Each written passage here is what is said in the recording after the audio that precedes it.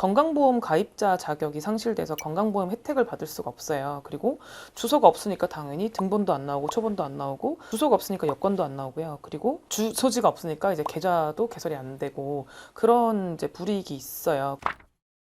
변호사님, 최근 파산 문의가 많다고 들었습니다. 네. 주민등록 말소자라는 생소한 단어가 있는데 네. 혹시 주민등록 말소자란 무엇일까요? 일반적인 활동을, 그러니까 사회 활동을 하시는 분들은 이런 일을 상상하기가 좀 어려우실 수도 있는데, 주민등록지, 그러니까 주소가 없는 분들도 있어요. 그러니까 우리는 다 어디 살아요? 그러면 다 주소가 있잖아요. 주소가 없는 분들도 있거든요.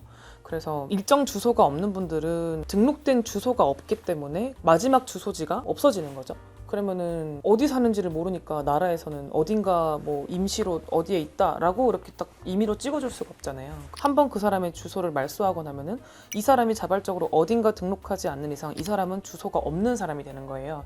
그런 분들이 이제 주민등록 말소자라고 하는 거고, 이게 이제 어떤 분들은 주민등록번호가 사라지는 거냐라고 하시는데, 그런 건 아니고 주민등록번호는 있죠. 주소가 없다는 거랑 같은 의미라고 보시면 돼요. 주소가 없는 거면 네. 상당히 불편할 것 같은데 거주 불명자가 되면 어떤 불이익이 따로 있나요? 주소가 없기 때문에 그렇다기보다는 주소를 등록해라라는 어떤 장려의 의미가 있는 건데, 건강보험 가입자 자격이 상실돼서 건강보험 혜택을 받을 수가 없어요. 그리고 주소가 없으니까 당연히 등본도 안 나오고 초본도 안 나오고, 주소가 없으니까 여권도 안 나오고요. 그리고 주소지가 없으니까 이제 계좌도 개설이 안 되고, 그런 이제 불이익이 있어요. 근데 그러면은 이제 이런 불편함을 가지는데 왜 이 사람들은 거주 불명 상태로 이렇게 돌아다니나 이렇게 생각을 하겠지만, 당연히 그 이유는 일정 주거지를 마련할 수 없을 정도로 생계가 열악하신 분들인 거죠. 예를 들면은 추심을 너무 심하게 받다 보니까 주소를 완전히 빼버리고 사실상 이제 외부적으로는 증발된 상태로 이렇게 계시면 추심서를 어디 보내려고 해도 보낼 데가 없잖아요. 왜 우리 야반도주 같은 거 하고 나면은 그다음부터는 이제 약간 행방불명, 실종 이런 상태로 외부적으로 남아있게 되는 거고, 그러니까 어떻게 보면은 내가 자발적으로 주소를 뺐다기보다는 주거지 등록을 무서워서, 추심이 무서워서 못하고 있는 분들이라고 이해하시면 될 것 같아요. 그럼 그런 분들도 파산 신청이 가능한가요? 당연히 이런 분들은 대표적으로 파산을 해야 되는 분들이죠. 여력이 없어서 파산조차 못한다고 이해하면 될 것 같기 때문에, 오히려 이제 이런 분들은 채무가 오래된 분들이 대부분이라서 파산 면책에 훨씬 더 조건도 이제 까다롭지 않고 서류도 더 적고 간이하게 이제 진행하기가 쉬운 케이스예요. 지금까지 제가 봤을 때는. 근데 이거는 이제 아까 말씀드렸던 그런 거주불명자들이 보통 어떤 불이익이 있냐라는 거랑 좀 관련이 있는데, 이 정도의 기초적인 활동도 할 수 없을 정도로, 그러니까 등본 초본도 못 만들고 계좌도 못 만들고 아파도 병원도 제대로 못 갈 정도의 상태인 사람들이기 때문에 당연히 이런 생계가 불안정하다고 추정될 수 있잖아요. 그래서 법원도 그런 부분들을 충분히 알고 있기 때문에 요건이나 이런 부분이 훨씬 더 완화되어 있다, 이렇게 보시면 될 것 같아요. 파산 신청 시 혹시 주의해야 할 사항이 있을까요? 일단은 거주 불명 상태로 좀 파산을 진행하는 거는 좀 각종 불편한 점들이 많아요. 뭐 등본 초본도 발급이 안 되니까. 그래서 어딘가 분명히 살고는 있거든요. 그래서 그쪽으로 저희가 일단 주소를 살리라고 일단 말씀을 드리고요. 그래서 워낙 오랫동안 주소가 없었던 분이니까 주소를 등록하는 것만으로도 되게 거부감을 가지시는 분들도 있는데, 주소 등록한 다음에 오는 그런 서류들을 불편해하지 마시고 다 받아가지고 저희를 주시면 이제 여기까지로 채권이 많이 이렇게 옮겨갔구나. 옛날에 내가 20년 전에 이제 땡땡 은행에서 빌렸는데 지금은 어디 돌아가서 뭐 유동화 전문회사나 대부업체나 이런 곳으로 흘러 들어갔구나.